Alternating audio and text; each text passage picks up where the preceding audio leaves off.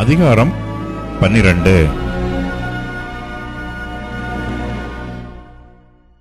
கர்த்தாவே, உம்மோடே நான் வழக்காடப்போனால் தேவரீர் நீதியுள்ளவராமே.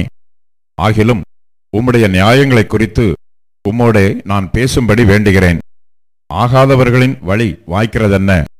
துரோகம் செய்து வருகிற அனைவரும் சுகித்திருக்கிறது என்ன? நீர் அவர்களை நாட்டினீர், வேர் பற்றி தேறிப்போனார்கள், கனியும் கொடுக்கிறார்கள். நீர் அவர்கள் வாய்க்கு சமீபமும் அவர்கள் உள்ளிந்திரியங்களுக்கோ தூரமுமாயிருக்கிறீர். கர்த்தாவே, நீர் என்னை அறிந்திருக்கிறீர், என்னை காண்கிறீர். என் இருதயம் உமக்கு முன்பாக எப்படிப்பட்டது என்று சோதித்து அறிகிறீர். அடிக்கப்படும் ஆடுகளைப் போல அவர்களை பிடுங்கி போட்டு கொலை நாளுக்கு அவர்களை நியமியும்.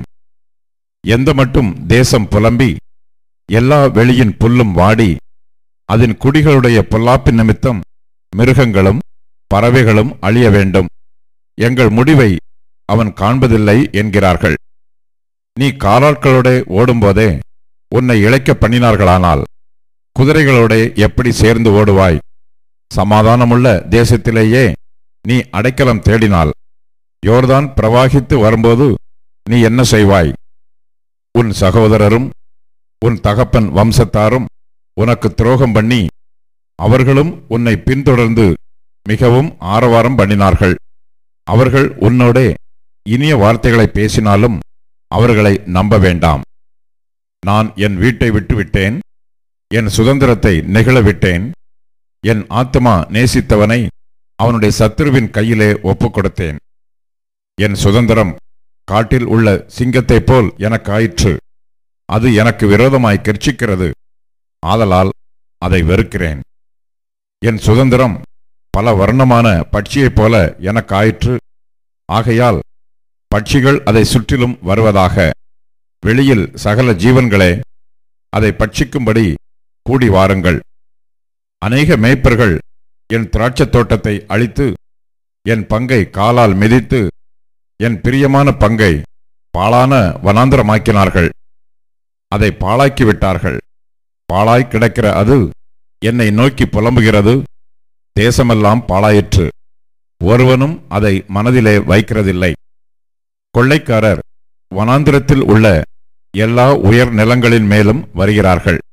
கர்த்தருடைய பட்டயம் தேசத்தின் ஒரு முனை தொடங்கி தேசத்தின் மறுமுனை மட்டும் பட்சித்துக் கொண்டிருக்கும். மாம்சமாகிய ஒன்றுக்கும் சமாதானமில்லை. கோதுமையை விதைத்தார்கள், முள்ளுகளை அறுப்பார்கள்.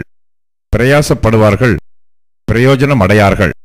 கர்த்தருடைய உக்கிர கோபத்தினால் உங்களுக்கு வரும் பலனை குறித்து வெட்கப்படுங்கள்.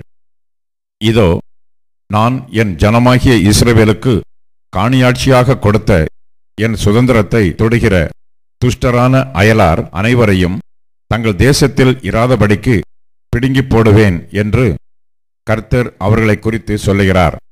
யூதா வம்சத்தாரையும் அவர்கள் நடுவில் இராதபடிக்கு பிடுங்கி போடுவேன். அவர்களை நான் பிடுங்கி போட்ட பிற்பாடு நான் திரும்பவும் அவர்கள் மேல் இறங்கி அவர்களை தங்கள் தங்கள் சுதந்திரத்துக்கும் தங்கள் தங்கள் பூமிக்கும் திரும்ப பண்ணுவேன். அப்புறம் அவர்கள் என் ஜனத்துக்கு பாகாலின் மேல் ஆணையிட கற்றுக் கொடுத்தது போல கர்த்தருடைய ஜீவனை கொண்டு என்று சொல்லி என் நாமத்தின் மேல் ஆணையிடும்படி என் ஜனத்தின் வழிகளை நன்றாய் கற்றுக்கொண்டால் அவர்கள் என் ஜனத்தின் நடுவிலே ஊன்ற கட்டப்படுவார்கள்.